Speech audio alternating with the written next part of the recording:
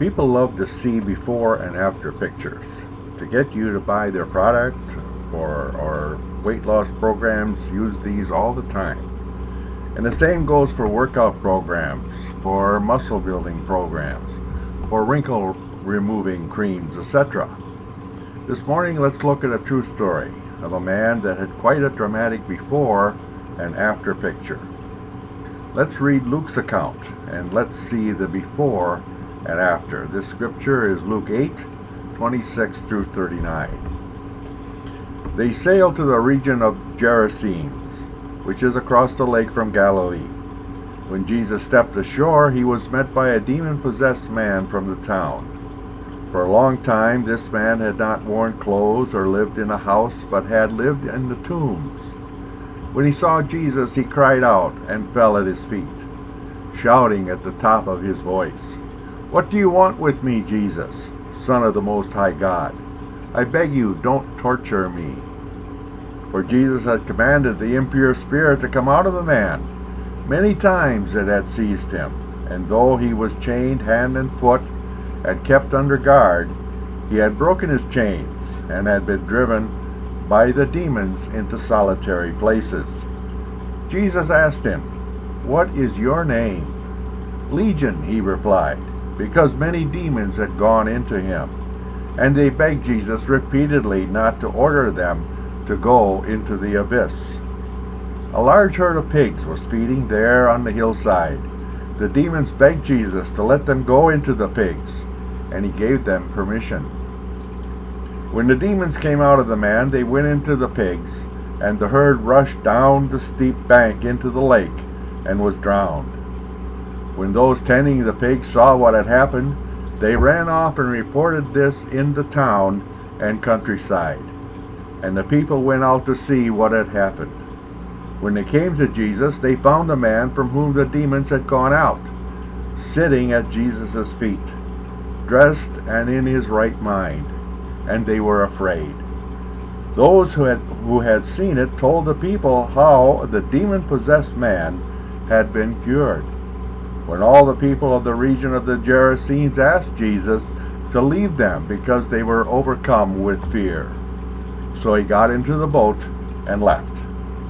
The man from whom the demons had gone out begged to go with him, but Jesus sent him away, saying, "Return home and tell how much God has done for you." So the man went away and told all over town how much Jesus had done for him. Quite a before and after.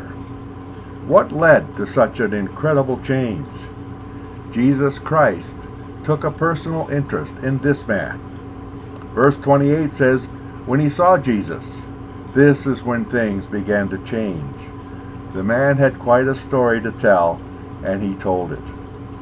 If you are saved today, you also have a story. Somebody impacted you with the gospel of Jesus Christ.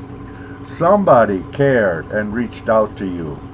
Somebody made a difference in your life. Who was that somebody? Maybe it was several people. They are all part of your story of salvation and redemption. If you were to tell me your conversion story or how you came to know Jesus, you would tell me about them and the impact they made on your life. What an honor for them to be part of your story. I would say that probably the number one person in my story would be my mother. She started me to go to church when I was very small, so I grew up in the church, even when I didn't want to go and wanted to stay home and play ball. But I have something to ask you. Are you part of anybody else's story? In other words, has God used you to bring others to Jesus? Did you know that God will gladly use you to be part of somebody else's story? Your life can have a divine, eternal impact on others. How, you say? Let's learn from the greatest evangelist that ever lived, Jesus. You can first look for divine opportunities. Jesus arrives by boat in this area with his disciples. He gets out of the boat, and notice what it says in verse 27. there met him a certain man. This was a divine opportunity, but it didn't look like it on the surface. The disciples were probably saying, well, this is a crazy man. Let's get out of here. But Jesus saw this man and saw a divine opportunity. There was once a man that a certain pastor met one time, whom he invited to church. This man cussed the pastor up one side and down the other. The pastor ended up several weeks later leading that man to Jesus Christ, and he became involved in their church. We have opportunities every day to make an impact for Christ, but many times we simply are not aware and sensitive to those opportunities. We pass them up and allow the opportunity to minister Christ's love pass by. Jesus didn't do this. He stopped what he was doing and he reached out to this man.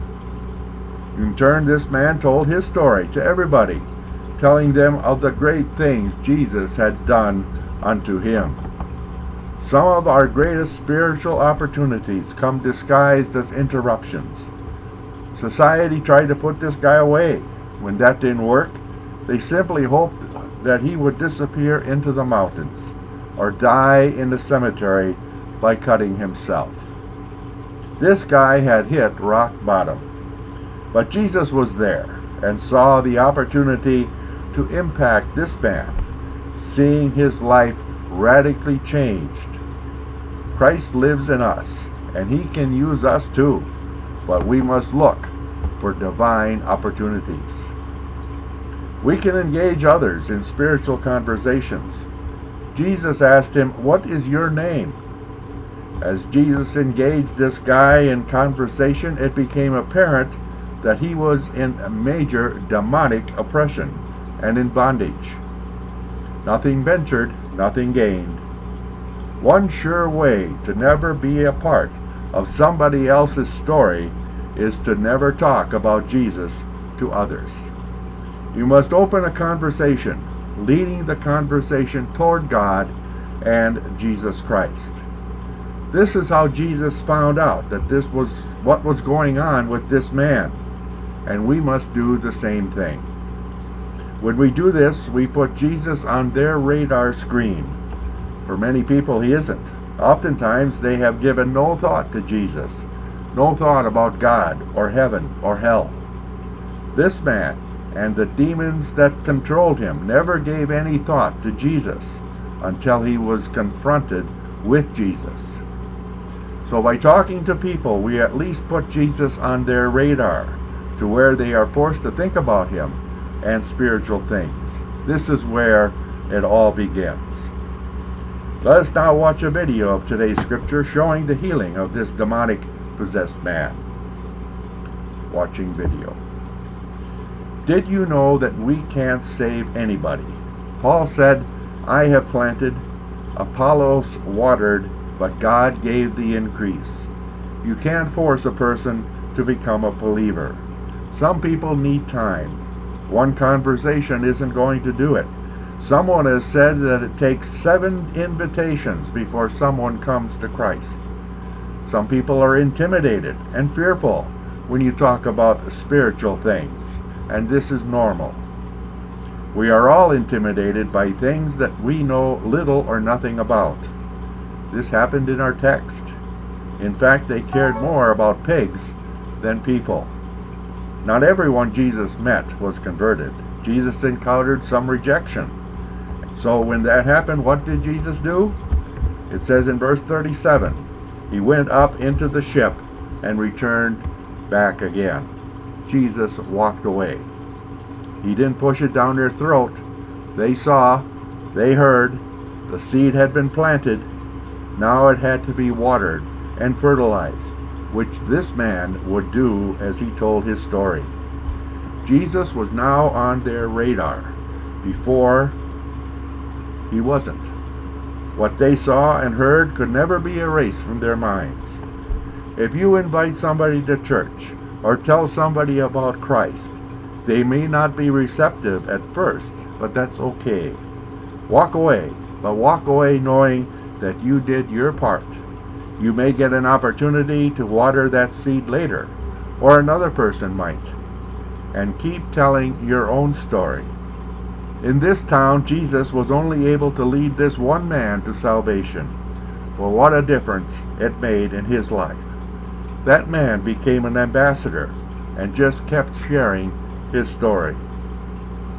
There is no telling how many people, especially those who initially rejected Christ, ended up coming to Christ because of this man's testimony. This man wanted to go with Christ when Christ left, but Jesus had something different for him to do. Jesus said, "No, you stay here. You've got a mission field right here. This is a harvest for you right here. You stay here and keep telling your story." If you are saved today, just like this man, you have a story. Keep sharing your story with others, and before long, you'll become part of somebody else's story.